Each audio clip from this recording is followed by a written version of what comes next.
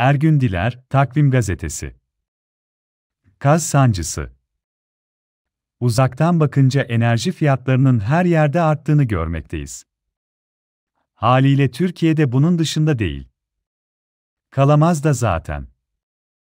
Özellikle doğalgaz fiyatları zıpladığı için gazdan elde edilen elektrik maliyetleri de farklılık göstermekte. Tırmanmakta. Bütün rakamlar yukarı doğru seyredince fiyatlarda alıp başını gidiyor.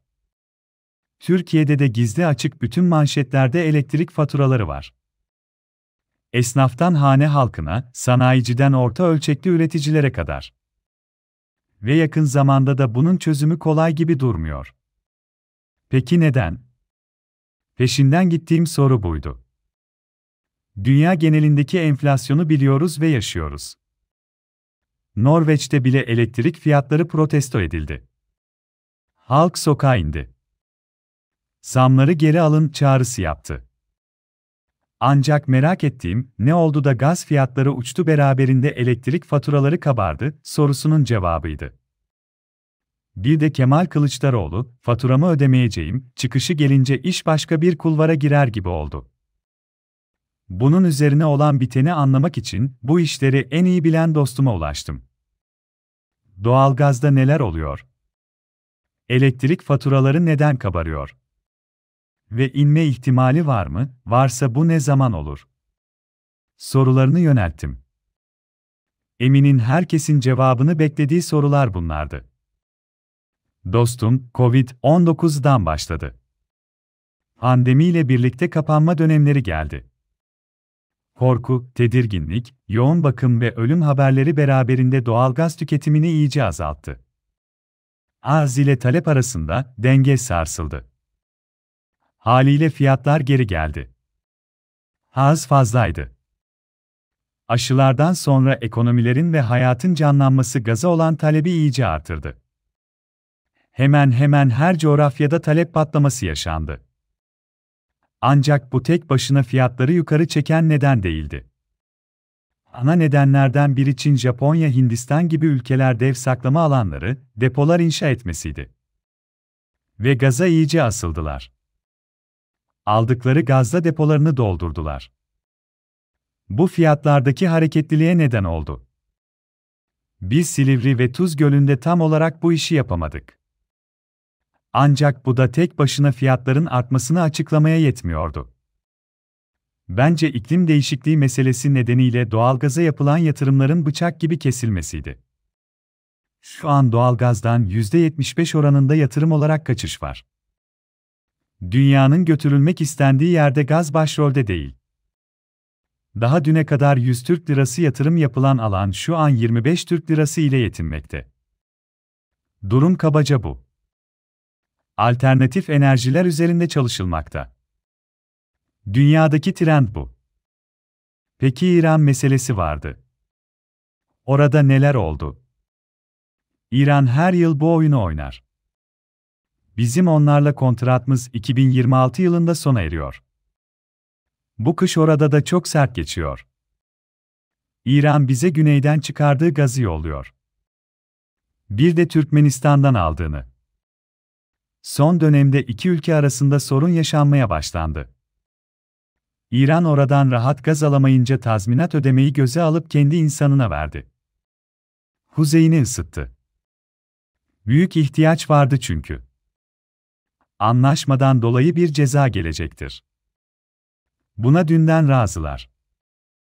2026'daki pazarlıkları şimdiden başlattılar da diyebiliriz. Peki İran bizim için önemli mi? Vazgeçebilir miyiz? Dünyada olduğu gibi Türkiye'de de gaz tüketiminde artış var. Örneğin geçtiğimiz yıl 40 milyar metreküp kullanıyorduk. Bu yıl 50'yi geçti. Rusya kontrat dışında bir tek molekül bile vermiyor, vermez de. İran da bunu biliyor. İsrail ile Doğu Akdeniz gazı bir çözüm olamasa da yaraya pansuman olur. Ancak fiyatlar oynak. Tam net değil. Maliyetlere bakmak şart. LNG piyasası da aynı şekilde. Çok dalgalı. Alıp gönül rahatlığıyla kullanma şansınız zayıf. Fiyatlar sık yer değiştiriyor. Bu da adım atmayı zorlaştırıyor. Avrupa ile Rusya arasındaki Ukrayna krizi ve yaptırımlar gaz ticaretini nasıl etkiler? Gaz krizi yaşar mıyız? Etkilemez. Etkilememeli. Savaş ayrı, ticaret ayrı. Ancak gazın silah yerine konulmaya başlandığı da bir gerçek. Kontratlar gereği Avrupa talep ettiğini almazsa cezayı öder. Rusya da vereceği miktarı yollamazsa faturaya katlanır. Bu ticaret. Anlaşmalarla sabit. Kuzey akı metrekare, bildiğin gibi bitti. Ancak henüz gaz verilmiş değil. Bekleniyor. Almanya büyük müşteri. Ancak alternatif enerji yolları fazlasıyla zorlanıyor. Doğalgaz Avrupa'da da yatırım almıyor. Gazı, Katar, Mısır, Cezayir, Nijerya'dan LNG olarak temin ediyorlar. Yetmediği de gerçek. Avrupa'da da tüketim fırladı. Rakamlar beklenenin çok üzerinde. Putin de bunu iyi gördü ve kullanmaya başladı. İşin içine siyaset de girdi yani. Dünya genelinde gaz fiyatları düşer mi? Elektrik faturaları normale döner mi? Bizler rahatlar mıyız yani? Bugünden yarına mümkün değil. İsrail ile gaz tedarik çeşitliliği oluşturur, İran'dan aldığımız 10 milyar metreküpü artırır ve uzun süreli kontrat imzalarsak, bir ölçüde fiyatlar geri gelir. Pazarlıklarla elde edeceğimiz avantajlar, fiyatları aşağı çekecektir. Bu bir adım olabilir.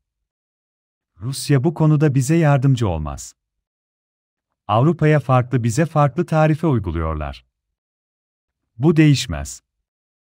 Başka çözümlerle gitmemiz gerekecektir. Karadeniz gazı ile buluşmak için biraz zamana ihtiyacımız var. Dostum bunları aktardı. Devlet, elektrik faturaları üzerinde nasıl bir tasarrufa gider bilinmez. Bekleyip göreceğiz. Ancak gaz fiyatlarında küresel bir düşüş görülmüyor gibi.